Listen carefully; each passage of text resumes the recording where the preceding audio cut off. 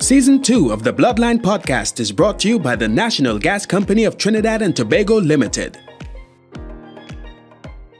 Digitize and monetize with iEnt Live, the only platform that provides complete digital support for entertainers, promoters, businesses, and entrepreneurs. Leverage our one-stop digital ecosystem that will allow you to promote your music, sell albums, and host paid events, host webinars and sell courses, promote your concerts, sell tickets and live stream events, and market your business or project to generate new customer leads, traffic, and more. This is all supported by our homegrown AI-driven digital marketing infrastructure that has successfully served hundreds of clients around the world. To learn more, send us a message or call 765-4641. Hi, good evening, and welcome to Bloodline Podcast. My guest this evening is very special, especially in the world of Pan. In fact, she is the queen of Pan. I refer to no other person than Pantrinbago President, Miss Beverley Ramsey-Moore. Welcome to Bloodline Podcast. Thank you very much, Peter. Thank you for having me. It is indeed a pleasure to be here with you. How are you? I'm good. I want to know about you. I want to know where you're born, and I want to know a little bit about your family, like mommy and daddy and that kind of thing, and a little girl growing up. Peter, I am from Tobago. I am from the fishing village of Black Rock in Tobago. So you know that I was born into a fishing family and a steel pan family. And so I grew up very close to the beach. I'm a very good swimmer. Oh yeah, I won a lot of prizes, primary school, swimming and all of that. And my father, who is one of the foundation members of Pantrinbago Steel Orchestra, and 7 of his brothers also, they helped to form this steel band. So you know definitely. Is it a family band?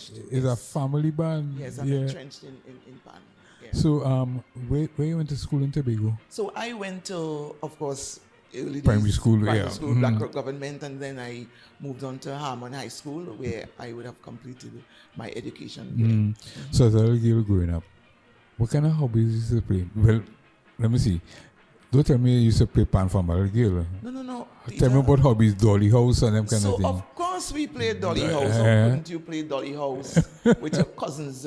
You see, I am all a part of the extended family where I grew up with my grandmother and my grandfather and then all my other cousins.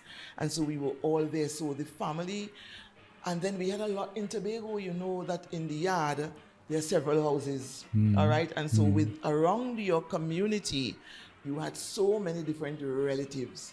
So to play dolly house, that was it. Cricket, of course. And then on the beach, Peter, I'm telling you now, when you go on the beach, you go in the morning and you're not coming out of the water. Yeah, I could imagine as a child. When you finish, your eyes are red like blood. I could imagine. You crinkle up with seawater, you come out. You know? So I've had some really, really good girl days. So your beginning in music, would that started from school, I would imagine? Well, I've also been involved in several groups in my community. So I was a part of the Black Rock folk group, Best Village, and all of that, coming to Trinidad and performing the culture, the Tobago aspect of it. And then I got involved in the Heritage Festival production in Tobago, where for over 20 years now I've been acting on stage as one of the local fisherwomen. So I didn't know that. With my fisherwoman. Oh my Don't come wrong me. I go deal with you hard and rough. You ever did this fishman drag the boat thing? No, you ever did one of those? I've not done, but I can do it. You know. But I have been involved in culture. But I can tell you, Peter, in my days, my father did not want me to go in the panyard. And it says steel band? I'm telling you, in the and days... he don't want you in his own steel band? In the early days, what women were doing in the panyard, you know that. So we were not living far from where Pantrinbago's panyard was at Black Rock. I would have just had to make about 1, 2, 3, 4, 5, 6, 7, 8, about 10 footsteps and I In would the have been in the Panyard. Panyard. But Daddy did not encourage me to come to the Panyard. I could just go on the back step and I look out there and they're playing and all of that. Yeah. So he really, really did not encourage me. But my other brothers and sisters, all of them played the instrument. Daddy teached me to play Michael Jackson's "Bend." The two of us need bend. The two of us need look no more. So that is my only tune on pan. Who were some of your mentors for you to take this interest in pan? All right, so definitely we had our mentors in the community from school. You know, your very principal and your teachers. And then, of course, in the community, we had Eric Charles. He was also involved in the Tobago Steel Pan Association, and then before, all a part of Pantrinbago.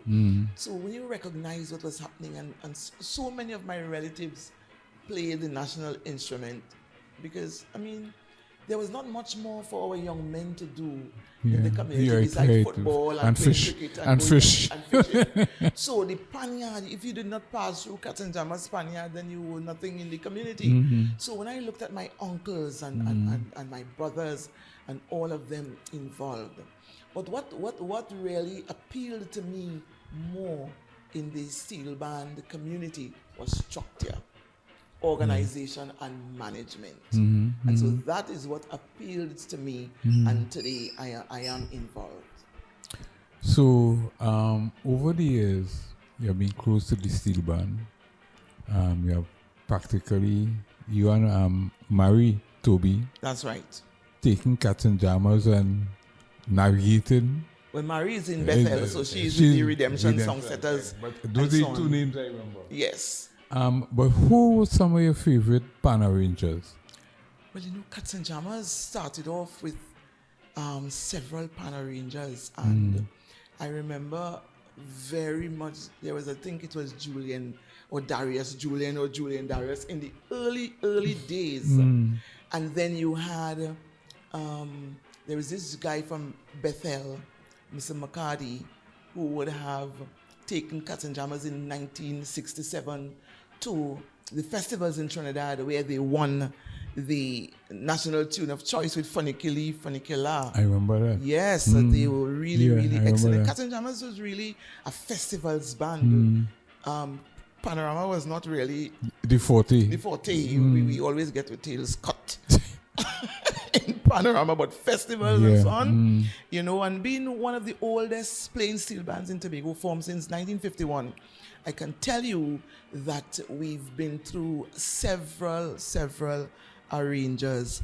And then when I started to manage, we had Urban Wilshire coming in from the police band, and so on, and he would have, and there was a guy in Trinidad who was really good with us, Lexi.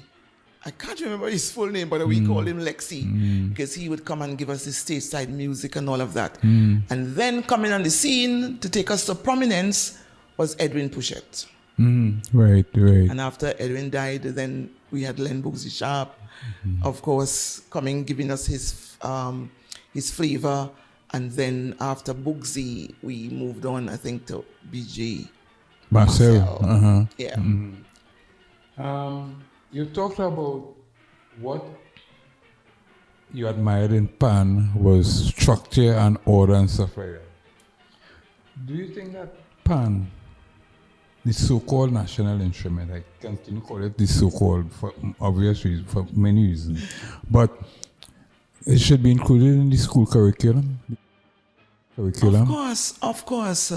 I know that we have evolved over the years, where now Pan is in schools, but I think that much more can be done, because, you know, it's like window dressing. But I think with the multicultural unit, I've been engaged in recent conversations with the minister, Dr. Nyan Gatsby-Dolly, who is now looking at restructuring the unit. And so I look forward to a much more meaningful program in the schools. And I don't know if there is some way that we can have a smaller pan for the students to play at school, the infants. So just as we can give them that flute, you know, when they're doing their music program for the recorder, that's right, the recorder. Continues to be. That's right. Then we can probably find some way to introduce them, or as parents, we have so many miniature pans that are on sale. Probably we too can purchase those as gifts for our children, just as we purchase the piano and we purchase other instruments and so on. So because that, I see pan as a therapeutic instrument. It is so good. If you want to keep our children away from danger, then we can find ways and means to use our panyards and to use our pans to engage our young people. What has been some or one of your proudest moments in Pan? All right, I don't know if we want to say proudest moment as president or as a band leader. Both band leader, you know. All right, for me, as a steel band leader, I think one of my proudest moments was Cats and Jammers winning the National Medium Band Finals in 2012 and in 2012 and 2011 and 2012. I think that for me, what that would have done is to unite a community, because you see, Pan, as we say it, is community soul, and Cats and Jammers is the pride of Black Rock Tobago. If we know or really understand how powerful the national musical instrument of our country is, where it gives that community pride. You know what it is to put on a jersey mark, Desperados, All Stars, Renegades. Yeah, I know. One of those bands, or even a single pan band or a small band. La Famille. You put on that jersey and you come in town and you wear that with pride. It is one of the forces that can unite and bring a people together.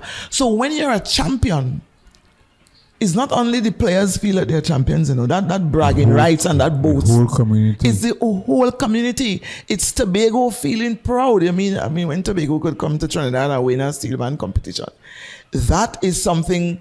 And so that sense of pride that you see coming out or emanating from your communities, that is a big moment indeed. And as president, a big moment for me in the organization, in the restructuring of the organization, because really and truly, as I always tell people, our foundation, which is the bands out there, most of our bands are solid.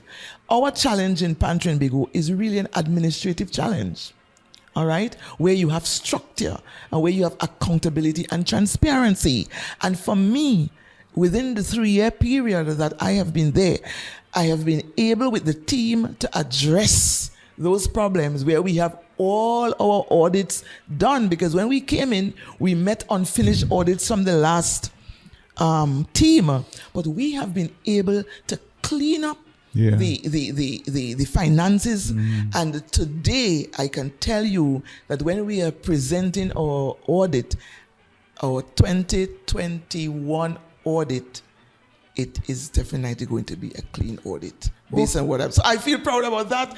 I feel really great about that. Well, congratulations. I can pat myself that we have been able to transform the organization despite the challenges.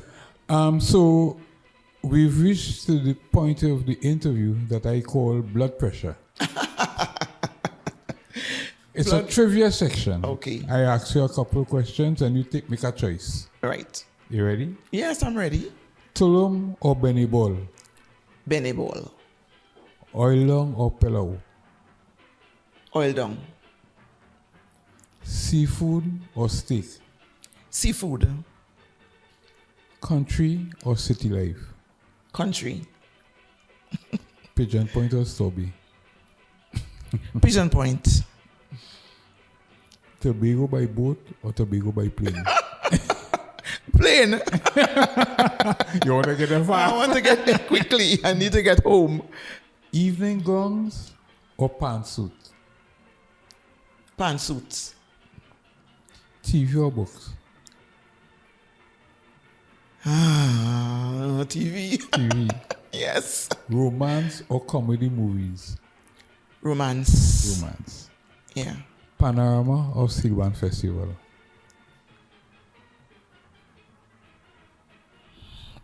Oh God, that's the choose.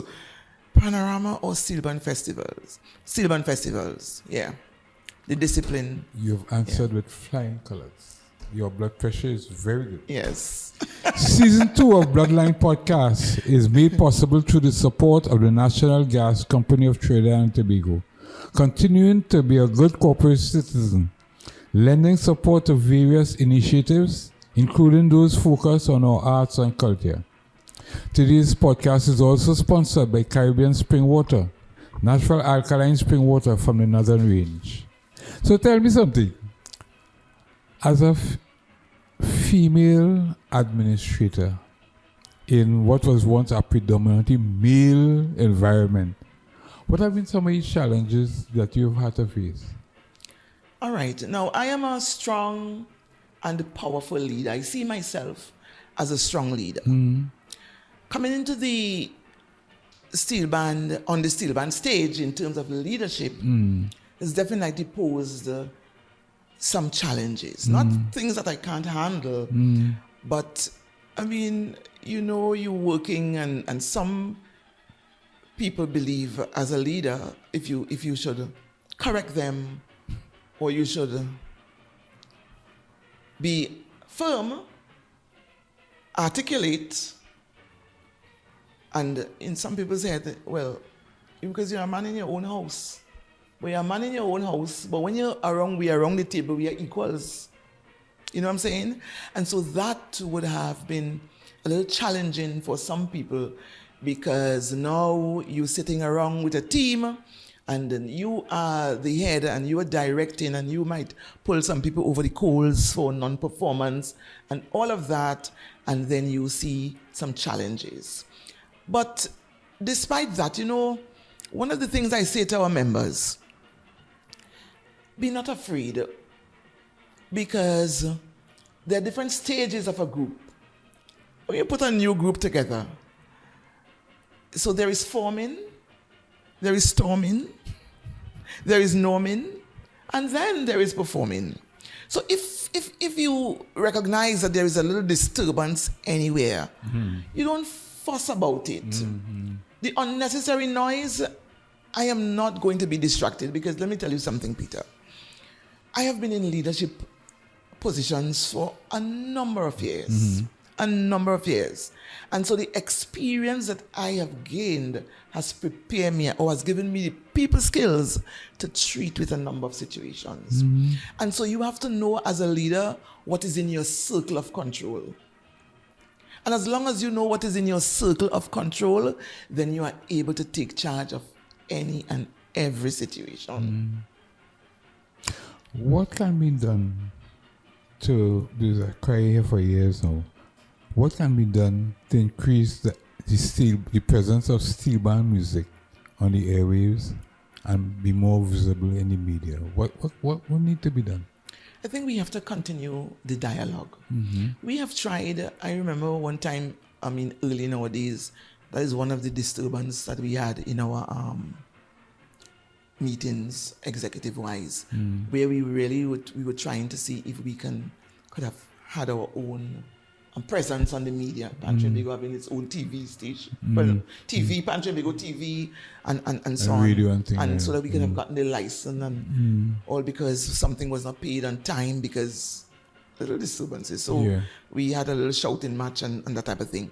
So we will continue the dialogue because it is important. Pan music is so refreshing, and I don't know why we don't have that much airplay or airtime. And so the dialogue has to continue. And I think that as long as we ourselves as steel pan people too have to help with the perception and to change that so that people will take us seriously.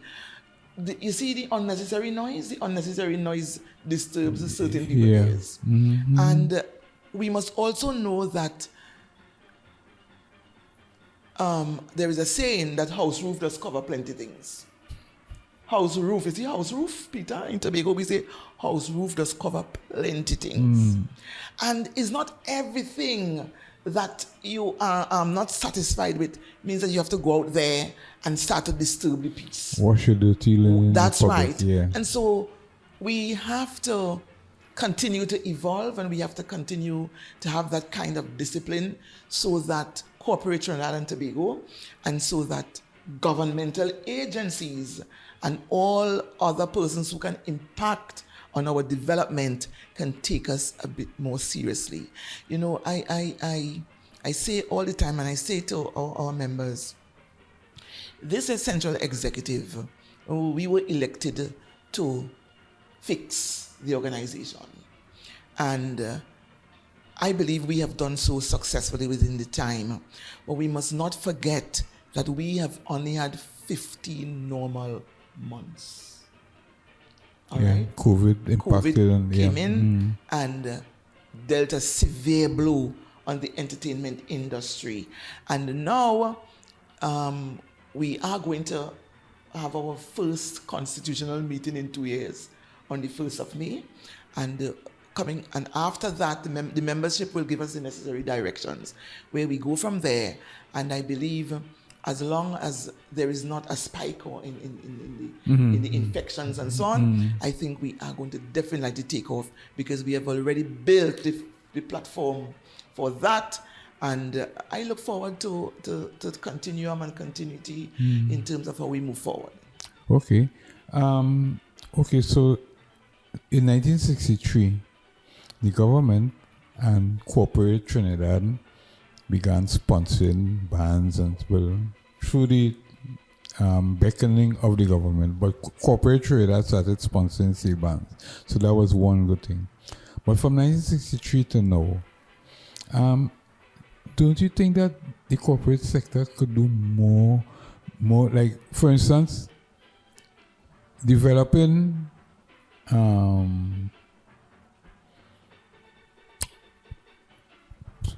educational stuff for young people with PAN, funding scholarships in music for PAN, with PAN as the main instrument? You think they could do more? Definitely, definitely, Peter. And you talk about 1963, and I'm glad you went as far back as 1963. But 1963, I was only 3 years old. You know what I'm saying? Yeah. But Dr. Eric Williams recognized the importance of corporate Trinidad and Tobago partnering with community organizations. We ain't talking about steel bands alone. Yeah. Because you see, I feel so passionate and I get so emotional when we talk about investing in community organizations. The only community organization that is impactful, that impacts on one, the very first social institution, the family, is the steel band.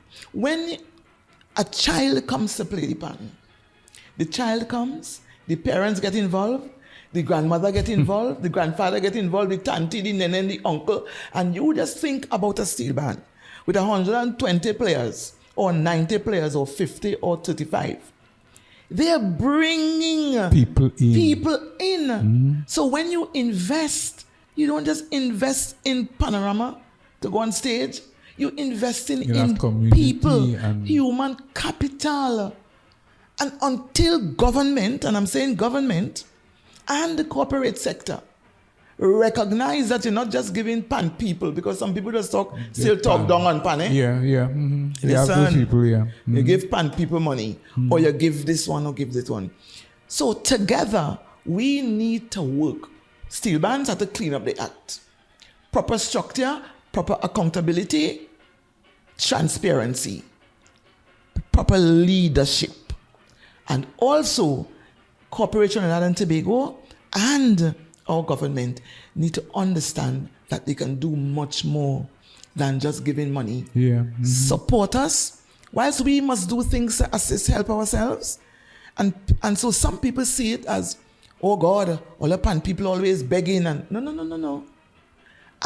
listen to me, as a band leader, our function in communities, we are in those it's an important role, training people, children, holding them in that safe and sacred space where we use music as the tool to give them other skills, Yep. other social skills, That's very true. educational and otherwise. And so here it is, we are in these yards doing it for free.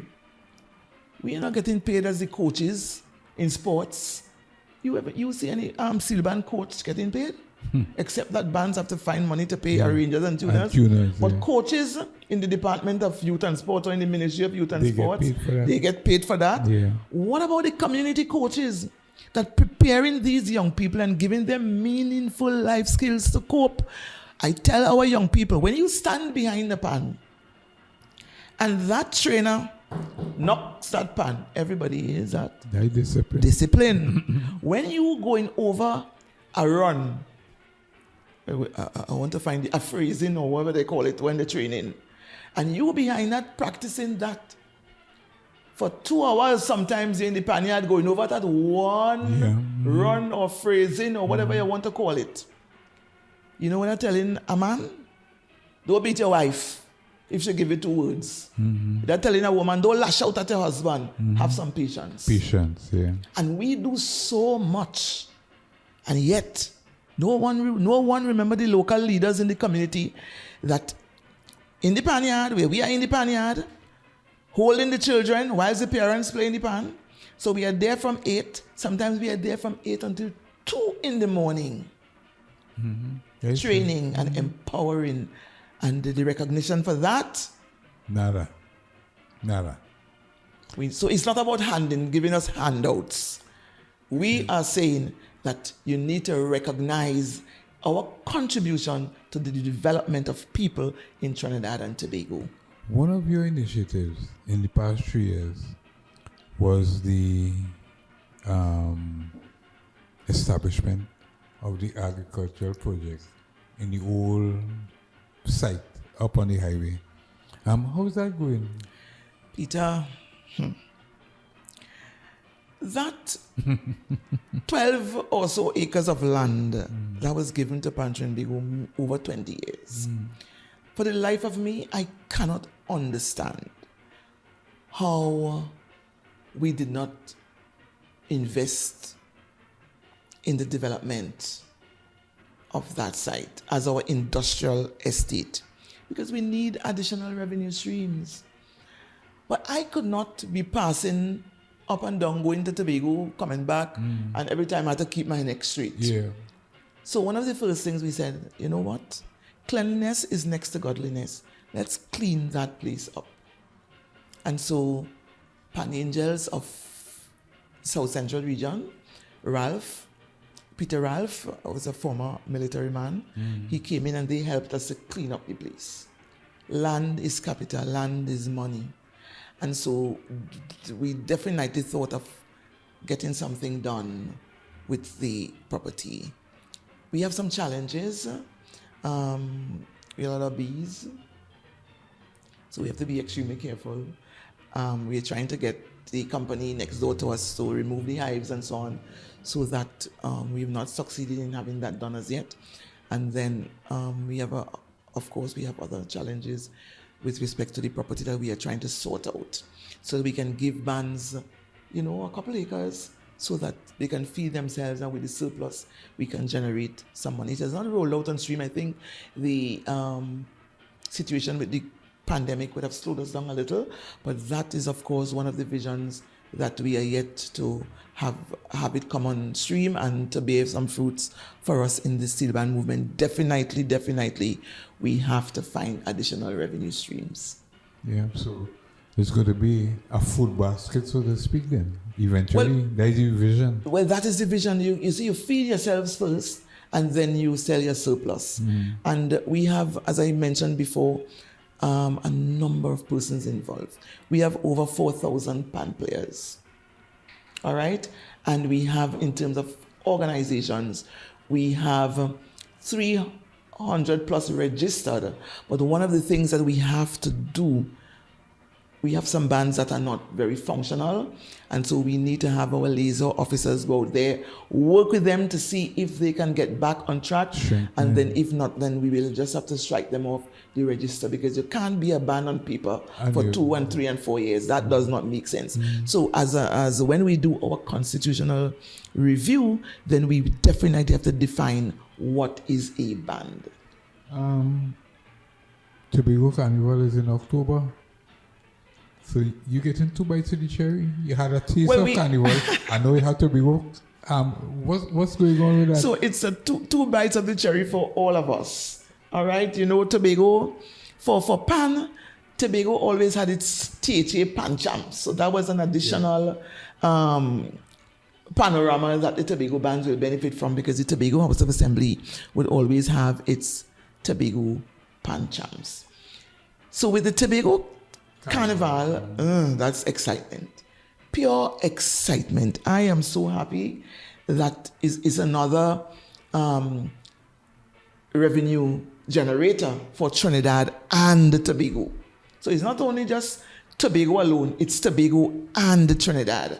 And so it is going to provide an opportunity for the local tourism product, you know, to be developed in a much greater way.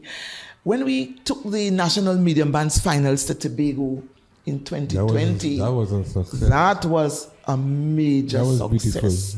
And I know that too would have generated a lot of interest from between our people here, our steel pan enthusiasts in Trinidad, and a number of them came across. Now we have not only pan, but we have mass, we have soca, we have calypso.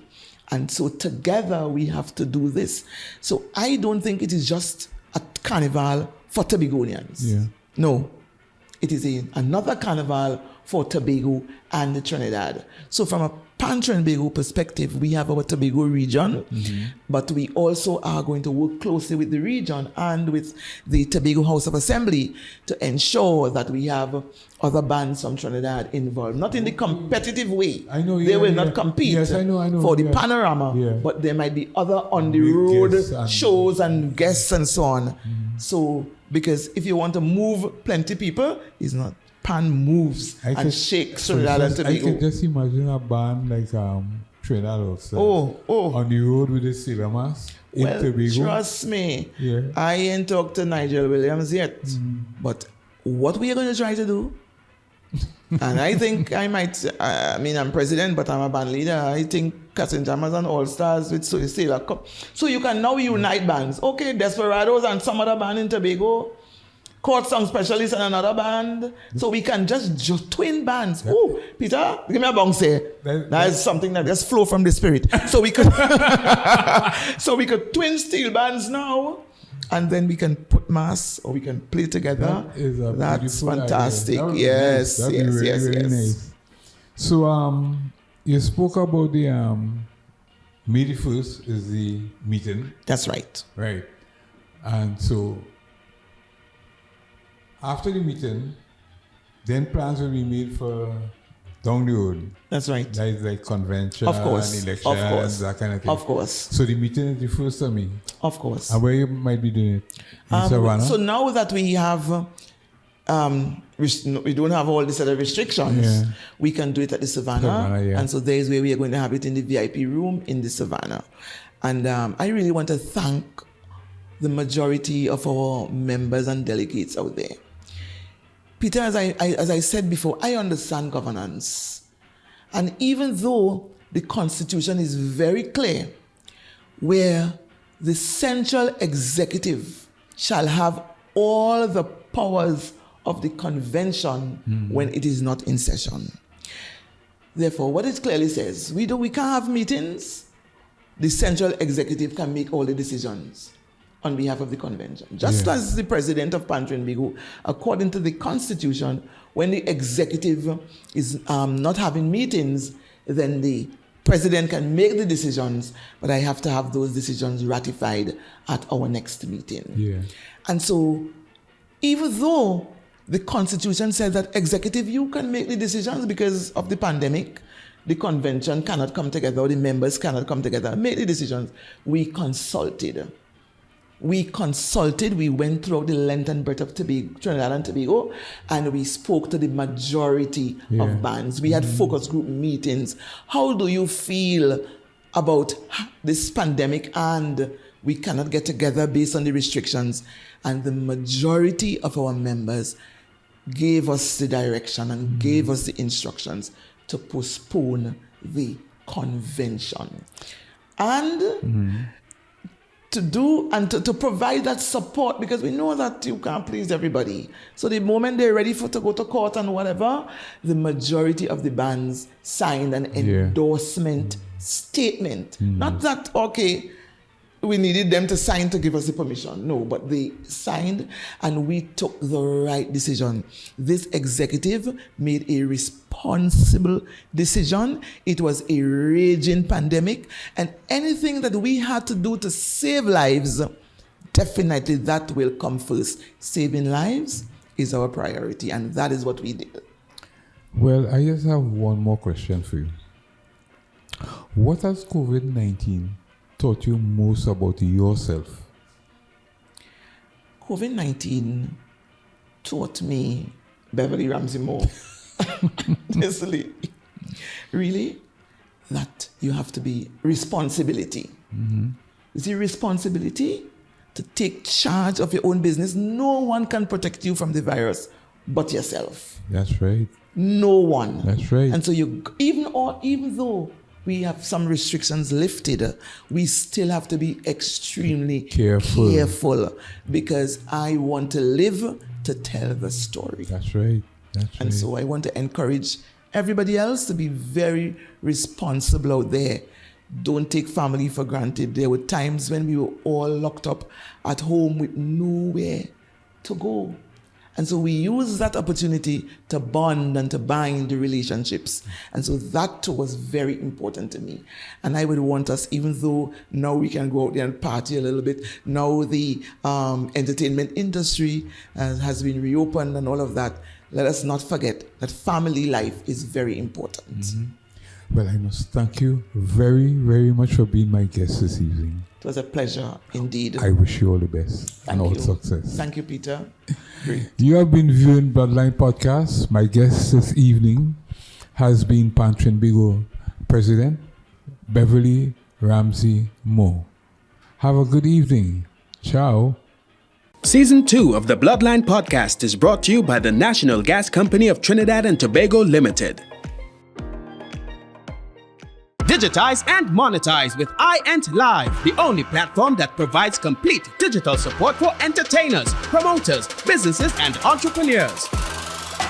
Leverage our one-stop digital ecosystem that will allow you to promote your music, sell albums, and host paid events, host webinars and sell courses, promote your concerts, sell tickets and live stream events, and market your business or project to generate new customer leads, traffic, and more. This is all supported by our homegrown AI-driven digital marketing infrastructure that has successfully served hundreds of clients around the world. To learn more, send us a message or call 765